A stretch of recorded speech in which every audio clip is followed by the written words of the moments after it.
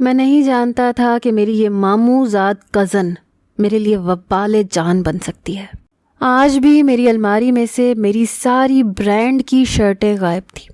یقیناً عبیرہ نے ہی نکالی تھیں۔ میری الماری کو تو وہ باپ کا مال سمجھ کر استعمال کرتی تھی، مطلب کچھ بھی۔ میں نے کمرے میں ہی بلند لہجے میں اپنی ماں کو پکارا تھا۔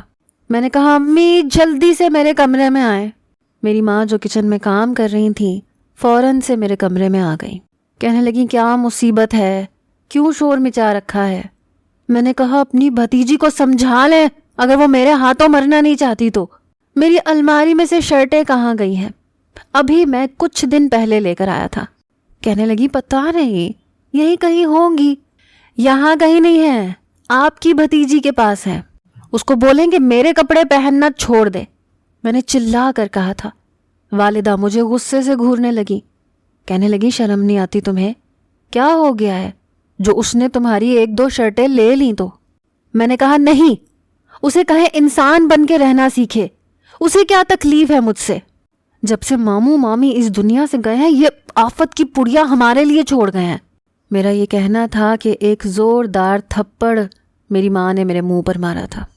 میں تو حیران تھا، اور یہ تھپڑ پہلی بار نہیں تھا۔ جب سے یہ عبیرہ نامی آفت میری زندگی میں آئی تھی، میں کئی بار اپنی ماں سے یہ تھپڑ کھا چکا تھا۔ ہر بار عبیرہ کی وجہ سے میری حق تلفی ہو جاتی تھی، اس لیے مجھے عبیرہ نام سے چڑ تھی۔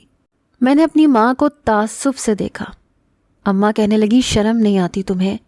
یتیم بھتیجی ہے میری، تم تو اس کے پیچھے ہی پڑے رہتے ہو۔ تمہارے باپ کو کہہ دوں گی دے دے تمہیں پیسے، لے آنا اپنی شرٹ۔ میں نے کہا، مجھے مت دیں پیسے، اپنی اس یتیم بھتیجی کو دیں، سمجھ آئی؟ بلکہ 1000-2000 میں بھی خیرات کے دے دیتا ہوں اسے کہیں اپنے کپڑے خود خریدے، میری شرٹیں مت پہنا کرے۔ میں نے بھی غصے سے کہا تھا۔ میری ماں کہنے لگی، خبردار جو تم نے عبیرہ کے لیے خیرات کا نام لیا تو تمہارے باپ کو بتا دوں گی میں۔ مسئلہ کیا ہے تمہیں؟ کچھ بھی تو نہیں کہتی وہ تمہیں۔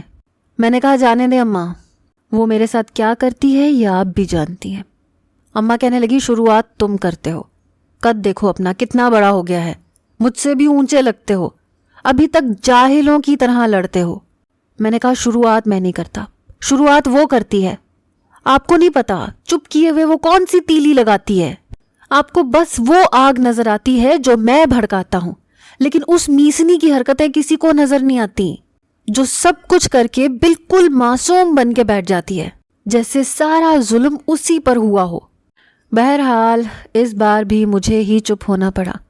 میں ابھی چند روز پہلے ہی اپنے لیے برانڈ کی شرٹس لے کر آیا تھا، کیونکہ میرے دوست کے بھائی کی شادی تھی، لیکن اب وہ عبیرہ صاحبہ پہن چکی تھی۔ مجھے یاد نہیں کہ جب سے میں نے ہوش سنبھالی تھی میں نے اسے کسی شلوار قمیض میں یا زنانہ کپڑوں میں دیکھا ہو۔ بالکل لڑکوں جیسی لگتی تھی، اسے دیکھ کر کوئی کہہ نہیں سکتا تھا کہ یہ لڑکی ہے۔ پینٹ شرٹ پہنتی تھی، آستین کے کف چڑھا کے رکھتی تھی، دیکھنے میں دھان پان سی تھی، لیکن بات یوں کرتی تھی جیسے پہلوانوں کے خاندان سے ہو۔ اگر اس میں کوئی خوبی تھی تو صرف یہ کہ پڑھائی میں بڑی اچھی تھی۔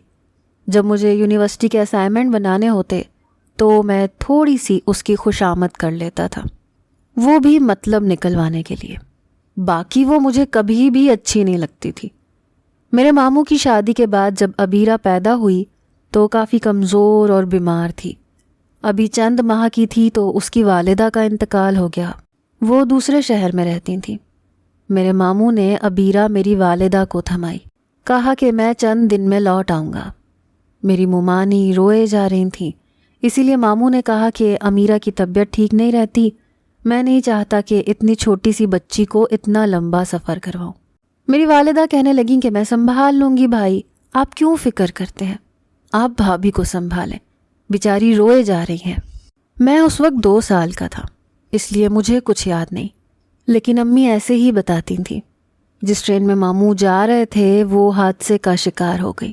بہت سے مسافروں کے ساتھ ماموں اور ممانی بھی اس دنیا سے جا چکے تھے، کیونکہ یہ ایک بہت بڑا حادثہ تھا۔ لیکن عبیرہ کو میری ماں نے پالا اور سنبھالا تھا۔ جیسے وہ بڑی ہوتی گئی تو ماں نے اسے بتا دیا تھا کہ وہ ان کی سگی بیٹی نہیں ہے، اور میں بھی بچپن سے یہ جانتا تھا کہ ابیرہ میری کزن ہے، بہن نہیں ہے۔ یہ نہیں کہ میری والدہ نے اپنی بھتیجی کو میرے مقابل کھڑا کر دیا تھا، بلکہ یہاں تک کہ میری دادی بھی ابیرہ کو مجھ پر ترجیح دیتی تھیں۔ بس ایک میں ہی ملا تھا سب کو تھپڑ مارنے کے لیے۔ ابیرہ کی وجہ سے مجھے ہمیشہ تھپڑ پڑے تھے، کیونکہ وہ شرارت کرنے کے بعد معصوموں کی طرح سے شکل بنا کے کھڑی ہو جاتی اور میرا باپ مجھے کھا جانے والی نظروں سے دیکھتا اور ایک آدھا تھپڑ میرے منہ پر پڑ جاتا۔ میری دادی مجھ سے بہت محبت کرتی تھی، لیکن زیادہ محبت ان کی میرے چھوٹے بھائی زین سے تھی یا پھر ابیرہ سے۔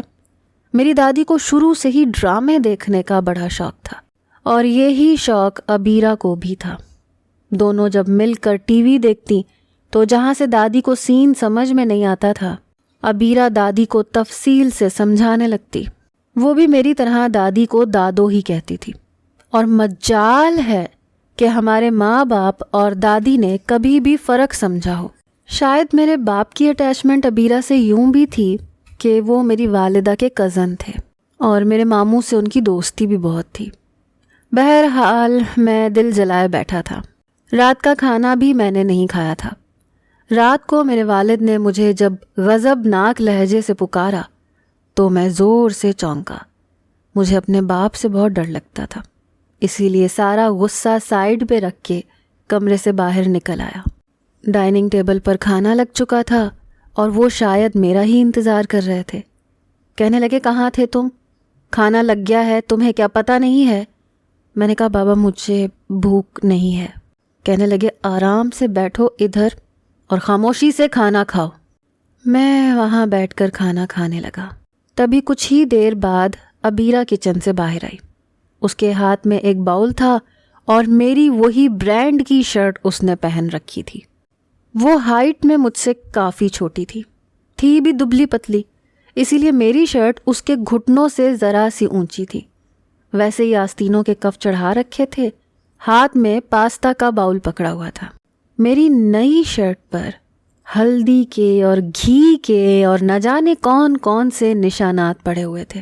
اپنی شرٹ کا یہ حشر دیکھ کر میرا جی چاہ رہا تھا اس لڑکی کا گلا دبا کر اسے ایک ہی بار جان سے مار ڈالوں۔ ٹیبل پر پاستے کا باؤل رکھتے ہوئے اس نے مجھے دیکھا۔ میرے اندر ایک آگ سی لگ گئی۔ پتہ نہیں وہ مجھے چڑھاتی ہوئی نظروں سے دیکھ رہی تھی کہ وہ جو چاہے کر سکتی ہے اور میں اس کا کچھ نہیں بگاڑ سکتا۔ اس نے باؤل میرے باپ کے سامنے رکھ دیا۔ کہنے لگی، میں نے آج اپنے ہاتھوں سے پاستا بنایا ہے، چکھ کر بتائیں کیسا بنا ہے؟ میرا باپ تو یہ سن کر خوش ہونے لگا، اس کے سر پر ہاتھ رکھ دیا۔ کہنے لگے، میری بیٹی نے بنایا ہے، میں تو آج سب سے پہلے پاستا کھاؤں گا۔ حالانکہ پاستا مجھے بھی بے حد پسند تھا، لیکن میں نے نہیں کھایا۔ باقی سب نے پاستا کھایا اور اس کی تعریفیں بھی کر رہے تھے۔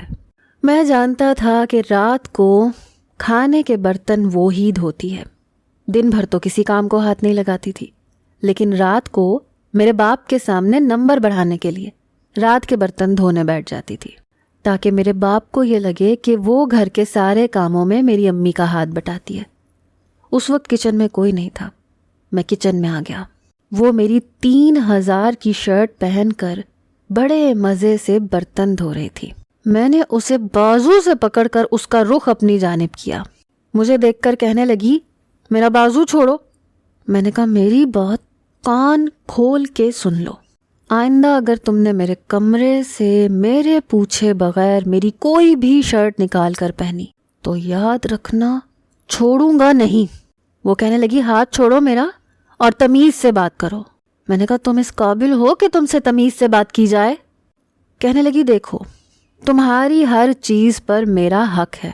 میرا جب دل چاہے گا میں تمہاری الماری کھولوں گی اور جو شرٹ اچھی لگے گی میں پہن لوں گی، تم مجھے روک نہیں سکتے۔ عجیب دھونس جمانے والا انداز تھا اس کا۔ میں نے کہا، تمہارے باپ کی جاگیر ہوں میں، جو تمہارا مجھ پر حق ہے۔ میں تمہیں بڑے آرام سے سمجھا رہا ہوں، میری الماری کو ہاتھ مت لگانا۔ یہ کہہ کر میں اپنے کمرے میں آ گیا تھا۔ اس کے بعد میں نے یہ کیا کہ اپنی الماری کو لاک کر کے الماری کی چابی چھپا دیتا تھا۔ اب میری کوئی بھی شرٹ وہ چوری نہیں کر سکتی تھی۔ ایک بار میں یونیورسٹی سے کلاسز لے کر گھر آیا تو سناٹا سا تھا۔ میں ویسے شام کو آتا تھا لیکن اس بار دوپہر کو آ گیا تھا۔ اس وقت میری والدہ اور دادی سو رہی تھیں۔ میں اپنے کمرے میں آیا تو مجھے زین کی اور عبیرہ کی آوازیں آ رہی تھیں۔ مجھے حیرت ہوئی کہ یہ دونوں میرے کمرے میں کیا کرنے گئے ہیں۔ کہنے کو تو زین میرا سگا بھائی تھا، لیکن ساتھ عبیرہ کا دیتا تھا۔ بس 7-8 سال چھوٹا تھا، عبیرہ سے بھی کافی چھوٹا تھا، لیکن اس کی زیادہ بنتی عبیرہ سے تھی۔ میں دبے دبے قدم اٹھاتا ہوا آگے بڑھا، دیکھا تو عبیرہ میری الماری کے ساتھ آپریشن کرنے میں مصروف تھی۔ زین اس کے پیچھے کھڑا اسے پیچکس پکڑا رہا تھا۔ میں چپ چاپ خاموشی سے ان کے پیچھے کھڑا ہو گیا۔ کہنے لگی، میں دیکھتی ہوں کیسے اپنی چیزیں مجھ سے چھپا کے رکھ سکتا ہے۔ زین کہنے لگا، عبیرہ اپی نہیں کھل رہا تو دفع کرو نا، میری شرٹیں پہن لو۔ وہ کہنے لگی، ایسے کیسے چھوڑ دوں؟ جب بچپن سے میں نے اسی کے کپڑے پہنے ہیں تو اب بھی اسی کے پہنوں گی۔ تم ایسا کرو، مجھے 4 منہ والا پیچکس پکڑاؤ۔ ان دونوں کا منہ الماری کی طرف تھا۔ میں نے زین کے کندھے پر ہاتھ مارا۔ جیسے ہی اس نے پیچھے مڑ کر دیکھا تو بری طرح سے چونکا۔ اس سے پہلے کہ وہ منہ سے کچھ پھوٹتا، میں نے انگلی رکھ کر اسے چپ رہنے کا اشارہ کیا۔ اس کے ہاتھ سے سارے پیچکس پکڑے اور اشارہ کیا کہ وہ کمرے سے باہر چلا جائے۔ وہ جاتے ہوئے کمرے کا دروازہ بھی بند کر کے چلا گیا۔ عبیرہ کہنے لگی، میں بھی آج اس کی الماری کھول کے ہی دم لوں گی۔ ہوتا کون ہے اپنی چیزیں مجھ سے چھپانے والا؟ اس نے اپنا ہاتھ پیچھے کی طرف بڑھایا۔ کہنے لگی، لاؤ دوسرا پیچکس دو، وہ ٹرائی کروں گی۔ میں نے دوسرا پیچکس اسے پکڑا دیا۔ وہ ساری زور آزمائی میری الماری کے ساتھ کر چکی تھی، لیکن وہ نہیں کھل رہا تھا۔ میں نے اس کا ہاتھ پکڑا اور اس پر الماری کی چابی رکھ دی۔ میں نے کہا، یہ ٹرائی کرو، اس سے کھل جائے گا۔ اس نے وہ چابی پکڑی اور لگا دی، لیکن اس کے بعد وہ وہیں رک گئی، چپ چاپ کھڑی تھی۔ شاید سمجھ چکی تھی کہ میں اس کے پیچھے کھڑا ہوں۔ جیسے ہی اس نے پیچھے پلٹ کر دیکھا، مجھے دیکھ کر کچھ دیر کے لیے نروس ہوئی۔ میں نے کہا، تمہیں کوئی خاص دشمنی ہے لگتا ہے مجھ سے۔ کہنے لگی، تمہیں ایسا کیوں لگتا ہے؟ تم غلط سوچ رہے ہو۔ ٹھیک ہے، نہیں پہنتی تمہارے کپڑے۔ یہ کہہ کر وہ چابی مجھے پکڑا کر چلی گئی۔ میں نے شکر کیا۔ پھر اس کے بعد میں نے محسوس کیا کہ اس کا رویہ مجھ سے بدلنے لگا ہے۔ وہ میرے کام کرنے لگی، حالانکہ مجھے اس کے ہاتھ کے کیے ہوئے کام پسند نہیں تھے۔ مجھے اس سے شروع سے ہی چڑ تھی۔ مجھے اپنی یونیورسٹی کی ایک کلاس فیلو بہت اچھی لگتی تھی۔ رات بھر میں فون پر اسی سے باتیں کرتا تھا۔ کافی حد تک میں اس لڑکی میں سنجیدہ ہو چکا تھا، یہاں تک کہ اب ہم ریسٹورنٹ میں بھی ملنے لگے تھے۔ عبیرہ ان دنوں گریجویشن کر رہی تھی، آخری سال تھا اس کا، اور میں یونیورسٹی میں آخری سیمسٹر میں تھا۔ اس کے بعد مجھے جاب کرنی تھی۔ سوچ چکا تھا کہ جیسے ہی جاب لگے گی اماں کو حوریہ کے بارے میں بتا دوں گا۔ آج یونیورسٹی آف ہونے کے بعد ہم دونوں ریسٹورنٹ میں بیٹھے کھانا کھا رہے تھے، جب سامنے کچھ لڑکیاں ہنستی مسکراتی باتیں کرتی نظر آئیں۔ جب میں نے ایک نظر ڈالی تو ان میں ایک عبیرہ بھی تھی، وہ بھی مجھے دیکھ چکی تھی۔ میں نے فوراً سے نظریں بدل لیں اور حوریہ سے کہنے لگا کہ کسی اور ریسٹورنٹ میں چلتے ہیں۔ کہنے لگی، کیا ہوا، یہاں کیا مسئلہ ہے؟ میں نے کہا، چلو نا، یہاں نہیں۔ میں نے اس کا ہاتھ پکڑا اور اسے باہر لے کر جاتے ہوئے ایک نظر میں نے عبیرہ پر ڈالی، جو ماتھے پر بل ڈالے مجھے بڑے غصے سے دیکھ رہی تھی۔ بہرحال مجھے بس صرف ایک بات کا ڈر تھا کہ کہیں وہ میرے باپ سے کچھ نہ کہہ دے، باقی مجھے کوئی پرواہ نہیں تھی۔ پھر سوچا کہ گھر جا کر اسے کچھ لالچ دے کر چپ کروا دوں گا۔ اکثر گول گپے کے لالچ میں وہ میرے کام کر دیا کرتی تھی، بات بھی مان جاتی تھی۔ حوریہ کے ساتھ چائے پینے کے بعد جب میں گھر پہنچا تو میرے کمرے میں ہی ٹہل رہی تھی۔ مجھے دیکھ کر کہنے لگی، کون تھی وہ لڑکی؟ میں نے کہا، حوریہ۔ کہنے لگی، کون حوریہ؟ میں نے کہا، میرے ساتھ پڑھتی ہے، اچھی لڑکی ہے، مجھے اس سے محبت ہے۔ کہنے لگی، ایسے کیسے تم کسی سے محبت کر سکتے ہو؟ میں نے کہا، کیوں نہیں کر سکتا؟ پھر میں نے کہا کہ دیکھو، میری بات سنو، بابا سے کچھ بھی مت کہنا، میں وقت آنے پر انہیں بتا دوں گا۔ جیسے ہی میری جاب لگے گی میں بابا کو بتا دوں گا کہ مجھے حوریہ پسند ہے۔ تم بس یہ بتاؤ کہ اپنا منہ بند رکھنے کے کتنے پیسے لوگی؟ میں نے سوچا کہ گول گپے مانگ لے گی یا کوئی برانڈ کی شرٹ مانگ لے گی۔ کہنے لگی تمہیں حوریہ نظر آ گئی۔ میں نظر نہیں آئی۔ میں اس کی بات سمجھ نہیں پایا، اس کا مطلب کیا تھا۔ عبیرہ آنکھوں میں موٹے موٹے آنسو لے آئی۔ کہنے لگی سعد، میں تم سے محبت کرتی ہوں اور بہت پہلے سے کرتی ہوں۔ تمہارے ساتھ میں اس لڑکی کو نہیں دیکھ سکتی۔ میں تو اس کی بات سن کر جتنا حیران ہوتا اتنا کم تھا۔ میں نے کہا پاگل تو نہیں ہو گئی؟ میں تم سے شادی کروں گا، ہوش میں تو ہو تم؟ وہ کہنے لگی کیوں، مجھ میں کیا کمی ہے؟ میں نے کہا تم میں خوبی کیا ہے؟ جا کے آئینے میں دیکھو خود کو۔ لڑکوں کے طرح کے کپڑے پہنتی ہو، لڑکوں کی طرح بات کرتی ہو، ایسی لڑکیوں سے کون محبت کر سکتا ہے؟ مجھے تمہیں دیکھ کر کچھ بھی محسوس نہیں ہوتا، اور پھر جب سے میری زندگی میں آئی ہو مجھ سے بس سب کچھ چھین رہی ہو۔ لیکن دیکھو میں یہ کبھی بھی برداشت نہیں کروں گا کہ تم میرے اور حوریہ کے بیچ میں آؤ۔ چلو نکلو میرے کمرے سے باہر اور اپنے دماغ کا علاج کرواؤ۔ وہ کہنے لگی مجھے پھپھو نے بچپن سے یہ کہا ہے کہ وہ میری شادی تم سے کریں گی۔ میں نے ہمیشہ تمہارے خواب دیکھے ہیں، میں تم سے دستبردار نہیں ہو سکتی۔ میں نے کہا میں حوریہ کے علاوہ کسی سے شادی نہیں کروں گا، اور اگر حوریہ نہ بھی ہوتی تب بھی میں کبھی تم سے شادی نہیں کرتا۔ میں تمہیں ساری زندگی برداشت نہیں کر سکتا۔ وہ میری بات سن کر کمرے سے چلی گئی۔ میں اس کے بارے میں ایسا سوچ بھی نہیں سکتا تھا۔ غصہ تو مجھے اپنی ماں پر بھی آنے لگا تھا۔ انہوں نے کس سے پوچھ کر اسے اتنی بڑی امید دلائی؟ میں کیا غلام تھا کہ ساری زندگی پہلے اس سے اپنی ہر چیز بانٹتا رہا، نہ چاہتے ہوئے بھی، اور پھر اب اسے اپنا لوں اس لیے کہ میرے مرحوم ماموں کی بیٹی ہے؟ لیکن میں نہیں جانتا تھا کہ وہ میرے ساتھ اتنا بڑا کھلواڑ کر جائے گی۔ پتہ نہیں کیسے اس نے میرے فون سے حوریہ کا نمبر لیا اور پھر حوریہ سے ملنے چلی گئی۔ جو کچھ اس نے حوریہ سے کہا میں سوچ بھی نہیں سکتا تھا۔ کچھ دن بعد مجھے حوریہ کی کال آئی۔ وہ رو رہی تھی۔ میں نے کہا تمہیں کیا ہوا ہے؟ کہنے لگی میں تم سے ملنا چاہتی ہوں۔ ان دنوں یونیورسٹی بند ہو چکی تھی، چند دن ہماری ملاقات نہیں ہوئی تھی۔ میں نے کہا ریسٹورنٹ میں مل لیتے ہیں۔ کہنے لگی ٹھیک ہے 5 بجے آ جانا۔ میں 5 بجے مطلوبہ ریسٹورنٹ میں پہنچ گیا۔ میں نے دیکھا حوریہ کی آنکھیں متورم تھیں۔ میں نے اس سے پوچھا کہ تمہیں کیا ہوا ہے؟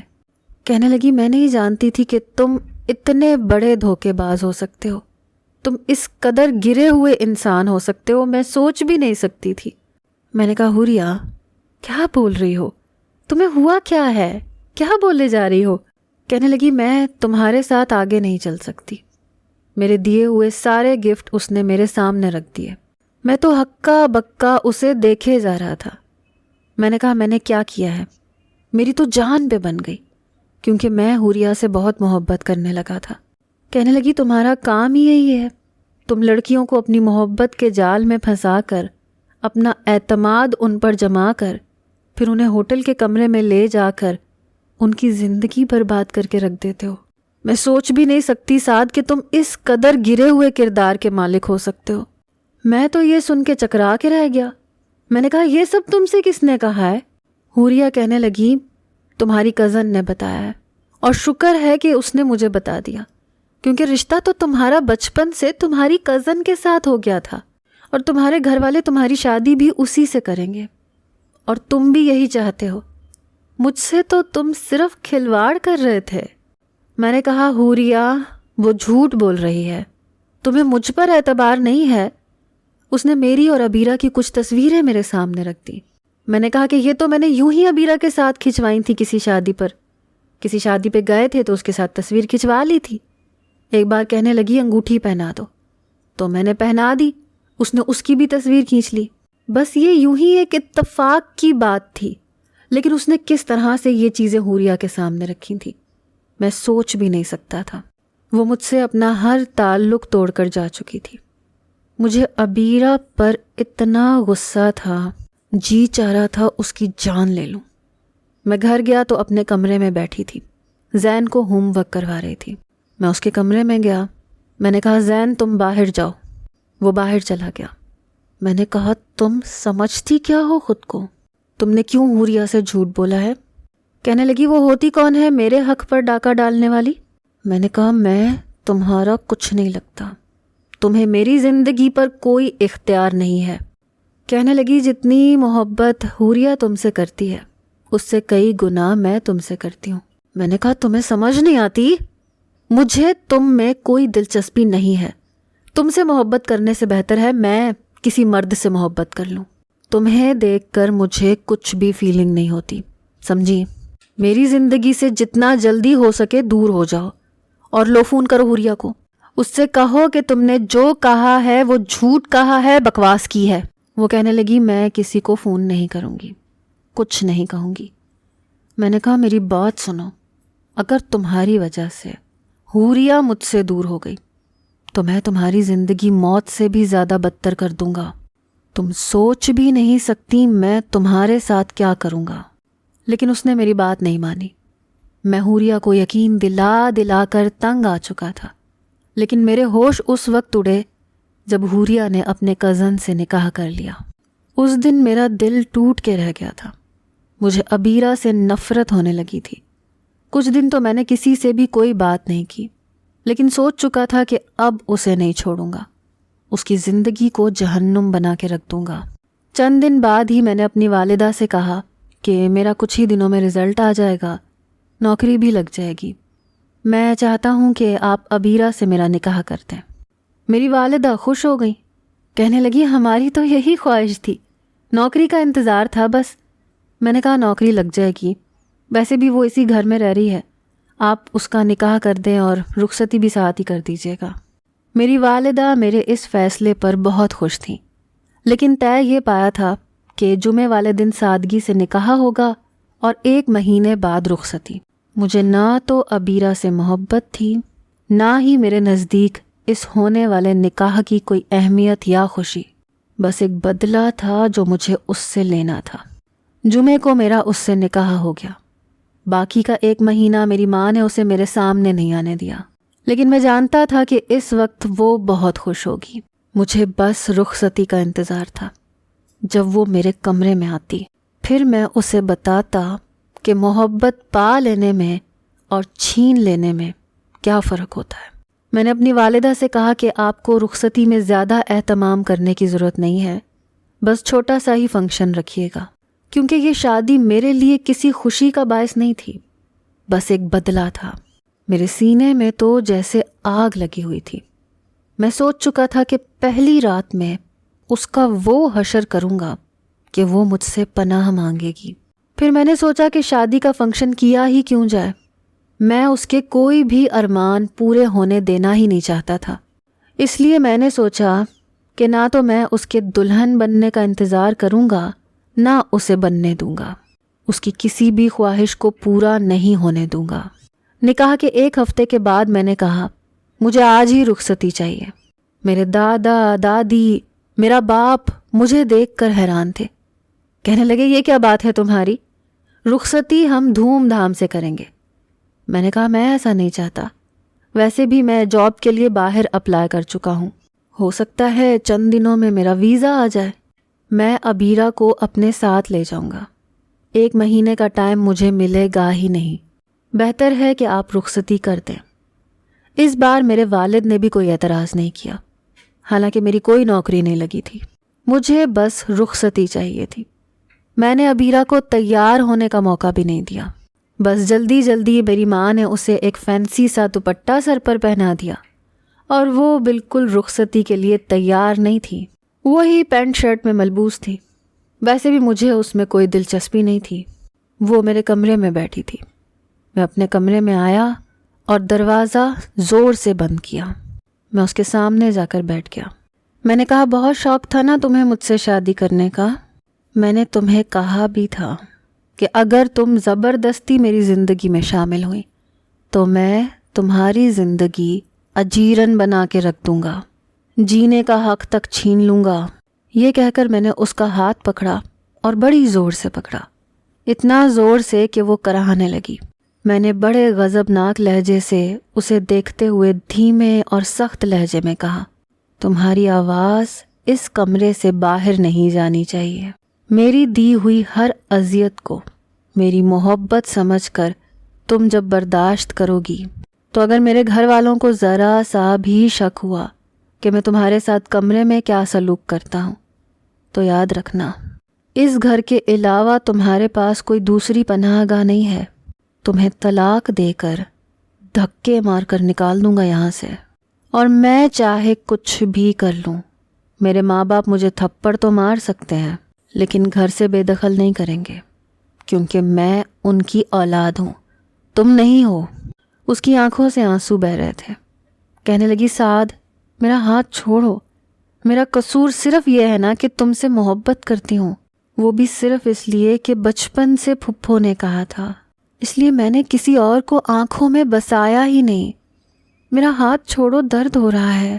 میں نے کہا درد تو تمہیں ابھی ہوگا. میں نے اپنی جیب میں سے سگریٹ نکالا، اسے جلایا. جلتا ہوا سگریٹ میں اس کے قریب لے کر گیا تو وہ خوف سے مجھے دیکھنے لگی. کہنے لگی یہ کیا کر رہے ہو تم، پلیز مجھے جلانا مت. لیکن میں سگریٹ اس کے پاس لے جانے لگا. اس سے پہلے کہ بے اختیار اس کی چیخ کی آواز باہر نکلتی، میں نے اس کے منہ پر ہاتھ رکھ دیا اور پھر